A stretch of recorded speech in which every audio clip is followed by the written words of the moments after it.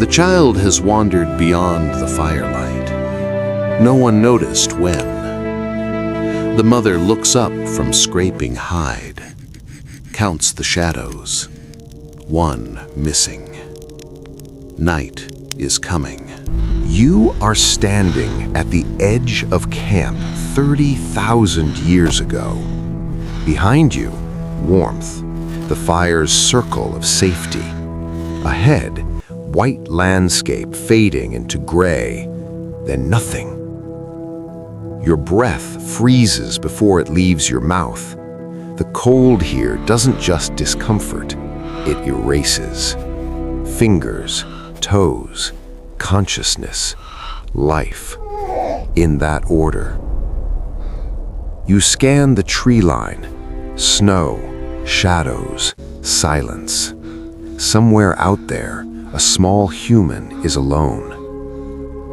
But that's not what makes this the most dangerous moment. The danger isn't what you see, it's what you didn't notice happening. When we imagine prehistoric danger, we imagine teeth, cave lions waiting in darkness, mammoths charging, predators circling. And yes, those things killed, but they weren't the most dangerous.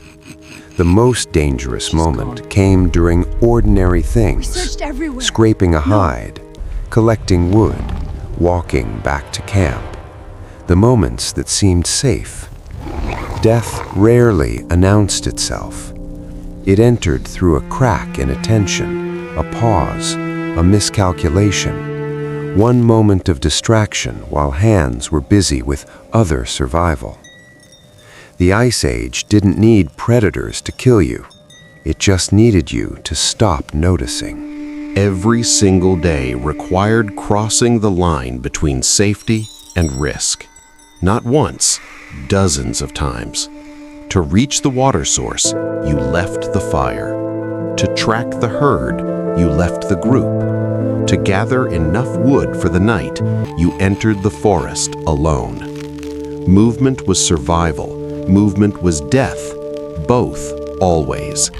The dangerous moment wasn't the decision to go, it was the transition itself, when your body was between safe and safer, when your mind carried the memory of warmth, but your skin felt only cold, when you were far enough from help that calling out wouldn't matter. Notice this.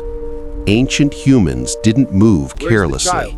They moved like prey animals who'd learned to think. Pause, scan, listen, move. Pause, scan, listen, move. Every 20 paces, every time the wind changed, every time the light shifted. The moment you forgot that rhythm, that was the moment. Fire dying isn't an inconvenience. It's children freezing by morning. It's predators approaching from darkness you can no longer push back. It's frostbite eating your fingers while you desperately strike stone against stone with hands that no longer feel. A dull blade doesn't just slow work.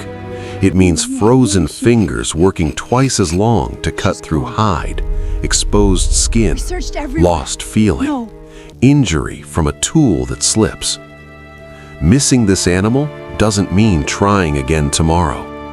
Tomorrow, your child's face will be more hollow. The elder won't survive another week without food. The nursing mother's milk will thin. Every ordinary moment carried extraordinary consequence. The danger wasn't dramatic. It was cumulative. Fatigue plus cold plus hunger plus distraction. That equation ended in death, separation, even brief, even accidental. Groups survived together, not because of social preference, because alone, human advantages disappeared. One person cannot watch all directions, cannot stay awake all night, cannot carry enough, know enough, see enough. A child distracted by animal tracks. A hunter following blood trail 20 paces too far. Visibility lost in sudden snow. The most dangerous moment was the moment you became singular, when we became I. Because humans weren't designed to be apex predators. They were designed to think collectively, to share the watching, to distribute the awareness. Alone, you were soft, slow, weak. Alone, you were food. But here's what we miss. They knew this. Ancient humans understood vulnerability in ways we'd forgotten. Silence was taught to children not as politeness, as survival technology. Staying close wasn't affection. It was the most sophisticated defense system humans ever developed. Many died on the return, after success, after the hunt that worked, after gathering enough wood, after reaching the water and filling the skins, when energy was lowest, when relief made attention soften, when camp was close enough to feel safe but far enough to still be exposed. The return journey killed more hunters than the hunt itself, not because the danger increased, because the awareness decreased. The body relaxed too soon. The mind already home while the feet still walked through risk.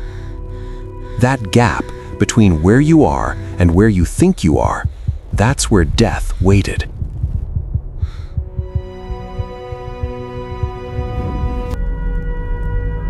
We think prehistoric life was defined by violence, by dramatic struggles against nature. Humans conquering mammoth, fighting cave lions, battling the Ice Age. But that's our story, not theirs. Prehistoric life was defined by attention, by noticing the moment attention slipped. Those who survived weren't the strongest, weren't the fastest, weren't the most fearless.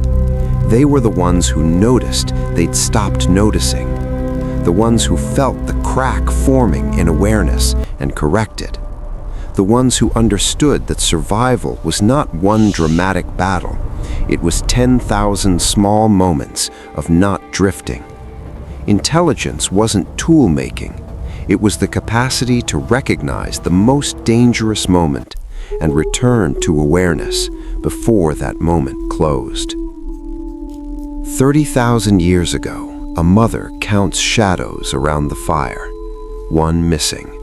She doesn't scream, doesn't run into darkness. She whistles, low, specific, the sound they taught the child. Waits, scans the tree line, whistles again. From the gray space between firelight and night, a small figure emerges, walking slowly, aware now. The child rejoins the circle. The moment passes. But the mother doesn't stop watching because she knows what we've forgotten. The most dangerous moment isn't the one that arrives. It's the one you don't see coming.